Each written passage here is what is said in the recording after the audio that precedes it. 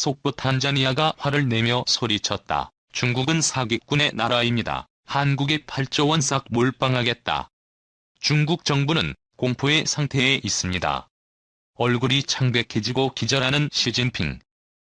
왕이 중국 외교부장은 지난 1월 7일에서 13일 나이지리아, 탄자니아, 보츠와나, 콩고민주공화국, 세이셸 등 아프리카 5개국을 방문했다. 중국 외교부장은 1991년부터 아프리카와 협력 강화 차원에서 매년 초 아프리카를 순방하고 있다. 이번 왕이 외교부장의 아프리카 방문은 역대 31번째다. 중국은 1990년도 초창기 구소련의 해체 등 탈냉전으로 발생한 권력의 공백을 이용해 자연 개발 및 교역 증진을 위해 아프리카 진출을 본격화했다. 2021년 바이든 미국 행정부가 출범하고 코로나19 감염이 세계적으로 확산되는 어려운 시기에 이루어진 왕이 부장의 순방은 여러 의미가 있다. 첫째, 현재 아프리카가 직면한 최대 현안은 코로나19 방지인 만큼 중국은 보건 외교에 주안점을 두었다. 2020년 9월 중국 시진핑 주석은 코로나19 방지를 위해 아프리카의 의료 장비 및 백신 지원을 약속했다. 왕이 부장은 이번 방문에서 중국의 약속을 재확인했다. 왕이 외교부장의 5개국 방문. 중국은 코로나19 방지에 주도적인 국가라는 이미지를 부각해 아프리카 의료 시장 진출에 유리한 기반을 구축하려 하고 있다.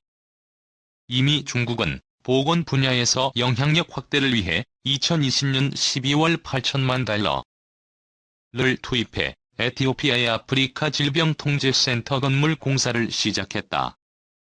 2020년 9월 국경 충돌 이후 서로 긴장 관계인 중국과 인도는 아프리카에 대한 코로나19 백신 공급을 놓고 경쟁하고 있다.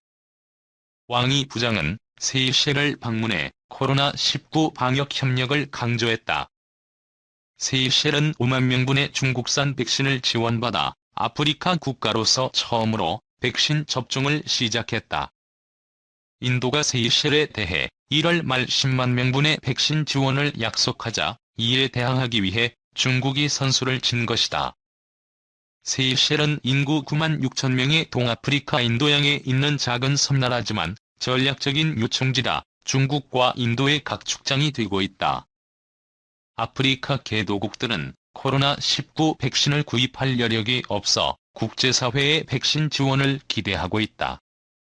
중국은 백신 공급을 약속했지만 공급 시기 등 구체적인 계획에 대해서는 언급하지 않았다. 앞으로 유럽연합, 미국, 인도 등 주요국들은 아프리카에 대한 영향력 제고를 위해 백신 공급 등 보건 외교를 보다 강화해 나갈 것으로 보인다. 둘째, 코로나19 확산으로 침체된 아프리카 경제 회복 지원과 1:1로 사업의 강화이다. 2013년 시진핑 주석은 중국 중심의 물류망 구축을 위해 1:1로 사업을 공세적으로 추진해오고 있다. 왕이 부장은 1월 6일 콩고민주공화국, 1월 7일 보츠와나와 각각 1:1로 협력 양해각서에 서명했다. 이로써 중국과 1:1로 양해각서에 서명한 아프리카 국가는 총 46개국이 됐다. 인도양 연안에 있는 탄자니아는 중국의 아프리카 1:1로 사업의 핵심 대상국이다. 탄자니아 정부는 중국과 체결한 100억 달러의 바가무역 항만 건설 계약이 탄자니아에 과도하게 불리하게 체결됐다는 이유로 2020년 이를 취소했다. 그리고 70억 달러의 탄자니아 표준궤도 고속철도 건설 사업에 중국의 참여를 배제하고 1, 2구간은 국제 입찰을 통해 2017년 터키 회사를 시공사로 선정했다. 하지만 이번 왕이 부장의 탄자니아 방문 계기에 중국 탄자니아 간 S잘 5번째 구간 건설 사업 계약이 체결됐다. 이로써 지난 3년간 1:1로 사업으로 소원한 양국 관계가 어느 정도 복원됐다. 중국 정부는 동아프리카 물류망 장악을 위해 케냐와 에티오피아 고속철도 건설에 이어 탄자니아 철도 사업 수주에 주력하고 있다. 중국 정부의 적극적인 공세 속에 한국과 중국은 대형 인프라 공사를 두고 경쟁하고 있다. 2017년부터 한국철도공사가 단자니아 SZR 사업의 설계와 시공감리를 맡고 있다. 한국 기업들과 중국 기업들은 SZR의 나머지 3사 구간 공사 참여를 놓고 경쟁 중이다. 미국 견제와 자국 지지 확보. 왕이 부장은 콩고 민주공화국 방문 기기에 대중국 채무 2,800만 달러를 탕감하고 1,700만 달러 자관 지원을 약속했다.